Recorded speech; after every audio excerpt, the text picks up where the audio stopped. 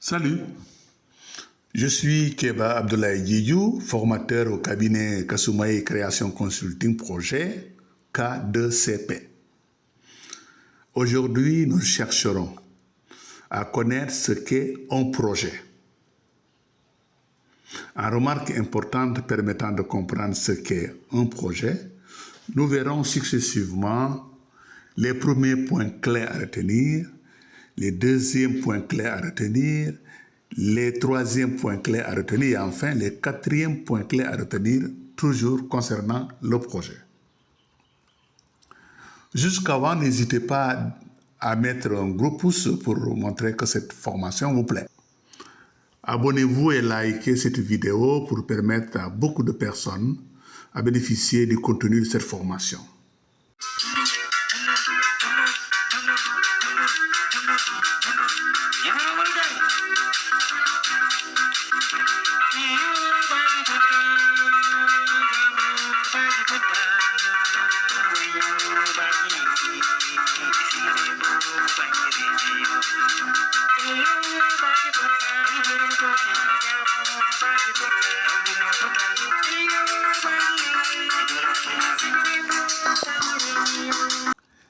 Qu'est-ce qu'un projet?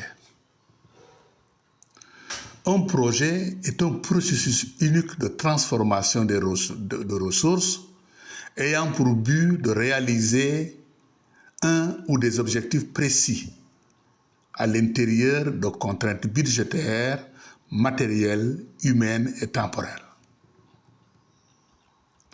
Donc, un projet est un ensemble de tâches à réaliser afin d'atteindre un objectif défini dans un contexte précis, dans les délais impartis et selon le niveau de qualité souhaité.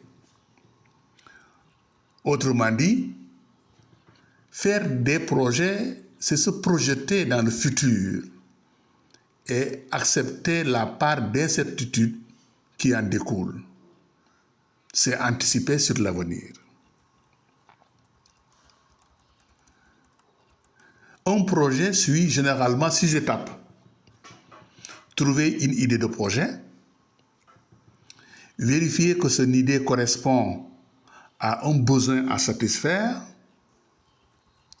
réaliser un business plan, encore appelé plan d'affaires ou une étude de faisabilité. Trouver des financements, choisir un lieu pour s'implanter, choisir la forme juridique la plus adaptée.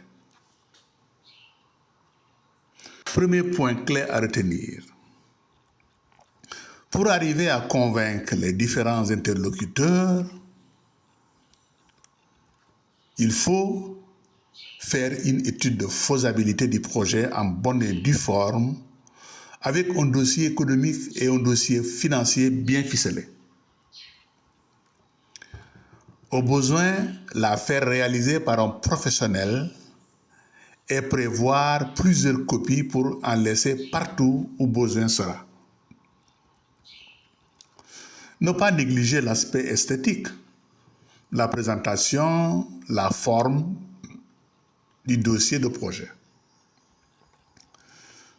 Connaître le dossier de fond en comble pour être convaincant.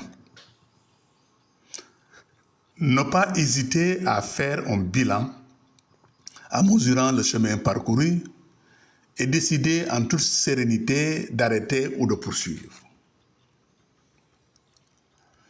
Un deuxième point clé à retenir, toujours concernant le projet, pour réussir à boucler le financement, il faut recenser systématiquement toutes les sources et les formes d'aide et de financement possibles. Multiplier ses chances en frappant à toutes les portes, en prospectant tout azimut, aussi bien auprès des banques locales qu'auprès des organismes internationaux de financement.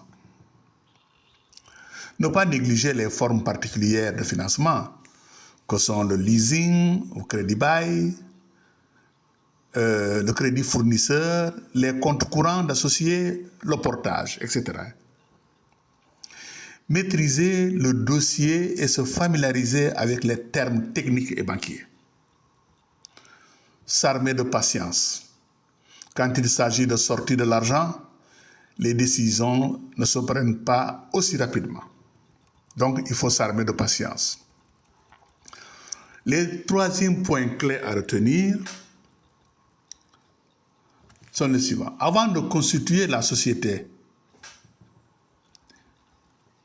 il faut bien poser le pour et le contre de rester seul ou de s'associer. Savoir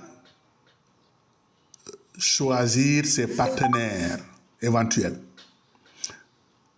Ne prendre que des gens qui peuvent réellement apporter quelque chose au projet. Choisir la forme juridique appropriée en parfaite connaissance de cause, en comparant les avantages et inconvénients des différents choix possibles. Choisir de préférence l'acte authentique en s'adressant à un notaire si la forme est une SARL, Société à responsabilité limitée, si c'est la forme SARL est retenue.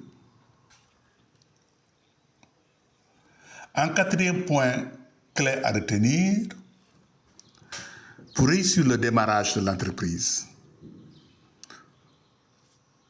on a retenu l'idée de projet, on l'a évaluée, l'idée est bonne, on a fait l'étude de projet soi-même ou bien on l'a confié à un expert, un consultant.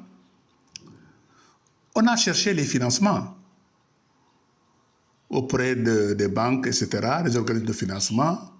Maintenant, ce qui reste, c'est vraiment mettre en musique tout cela pour réussir le démarrage de l'entreprise.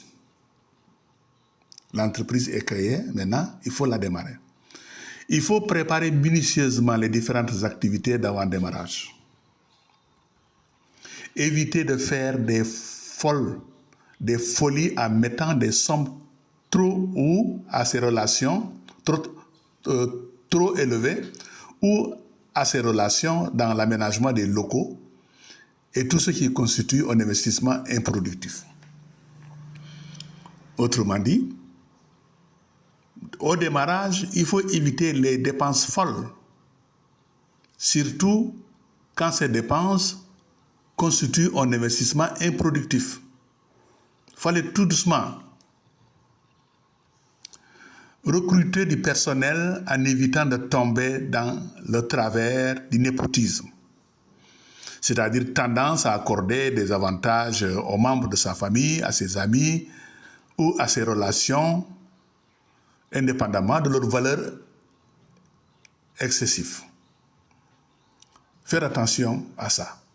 Ah, c'est ma soeur, c'est mon frère, c'est les membres de la famille, ou les membres de la famille des beaux-parents. Ah, ou bien tel c'est un ami d'enfance, etc. Sans vérifier est-ce que ces personnes de la famille, des amis, des relations autres, ont une valeur, ont des compétences, ont des qualifications qui leur permettent d'assurer la place qu'on veut leur confier. Donc, dans le recrutement, c'est délicat. Assurer la formation initiale pour tout le monde et sa propre formation. On a recruté le personnel. On est sûr que ces personnes-là sont compétentes et peuvent faire l'affaire. Il faut d'abord assurer la formation initiale pour ce personnel-là, mais ne pas oublier sa propre formation. C'est une entreprise, mais tu dois te former. Faire une sorte de répétition générale pour s'assurer que tout est fin prêt pour le grand jour. Le grand jour, c'est-à-dire le jour du démarrage. Soutenir éventuellement le démarrage par des activités marketing appropriées.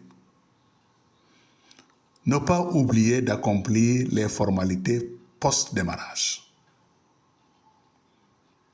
Je pense que ça, c'est très très important à retenir. J'espère que cette vidéo vous a été utile. Passez à l'action.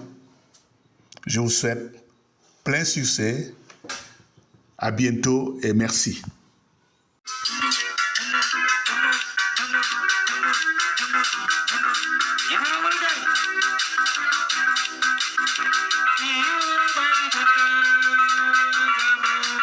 Goodbye.